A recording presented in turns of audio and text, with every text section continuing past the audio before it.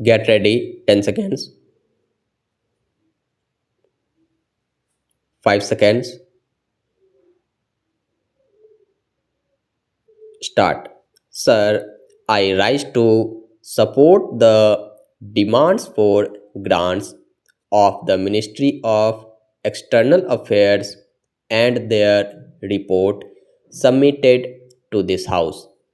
As the Honorable Minister of State for External Affairs, Sri Natwar Singh, said yesterday, the test of a national policy is that it has a national consensus behind it.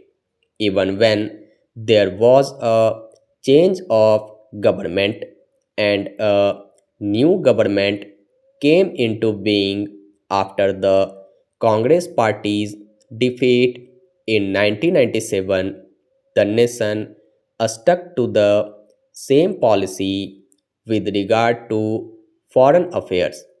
When somebody pointed out to Sri Vajpayee, the then Minister for Foreign Affairs, that his role and his speeches as a Jan Sangh leader were contradictory to his role and his speeches as the Foreign Minister of India, he replied that he was concerned with the foreign policy of the government of India and not with the foreign policy of the Jansangh. So that shows that the foreign policy of India, based on a national consensus, had emerged as an important concept for the nation to follow, and that it did not undergo any change even when the complexion of the government changed. India is one of the very few parliamentary democracies where there is a strong national consensus behind its foreign policy because it is based on sound principles of non alignment, Panchsheel, and similar other concepts which were outlined even before our independence. It is a tribute to the vision and genius of the leaders of our national struggle that the Asian Relations Conference was held before India attained independence, that India became a member of the United Nations. We are one of the founding fathers of that institution. During the year under review, a noticeable change has taken place, and it is a welcome change. The focus has changed to Asia. We have taken due note of the Asian dimension in the evolution of our foreign policy.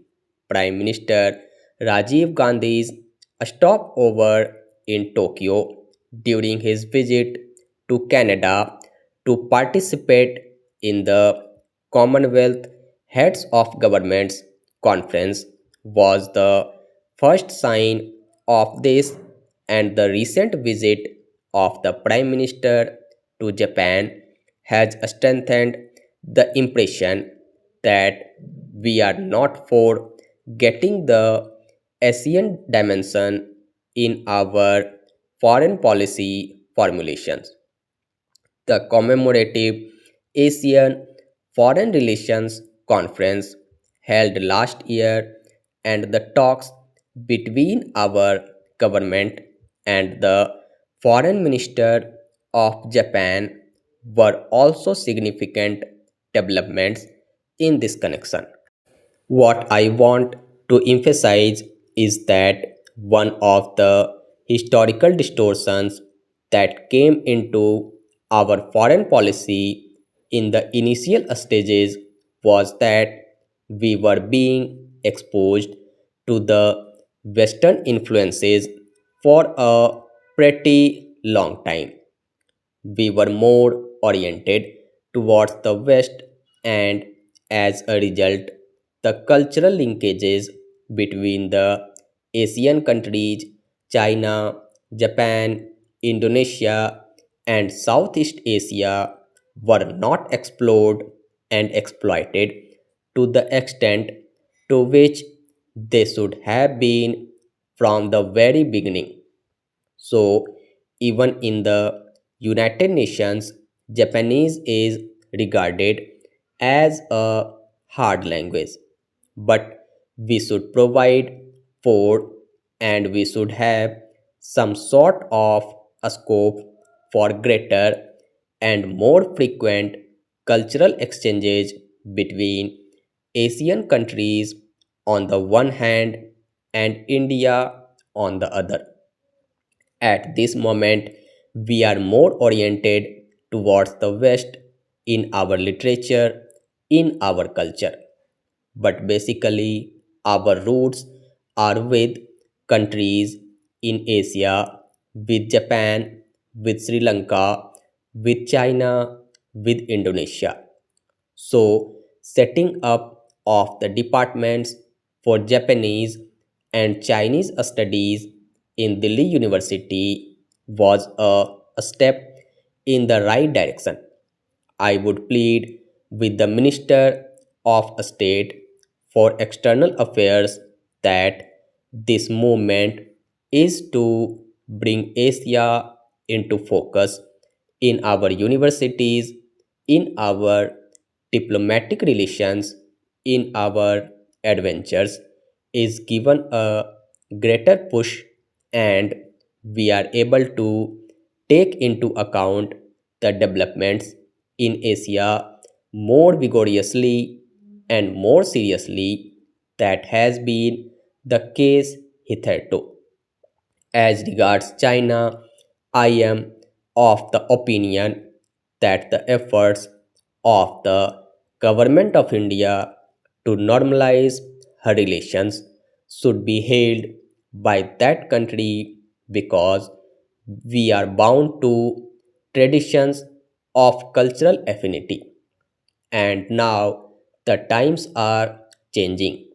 China of today is not the same China which was prior to 1979 when USA also recognized China, though India was primarily responsible for pleading their case for admission to the UN.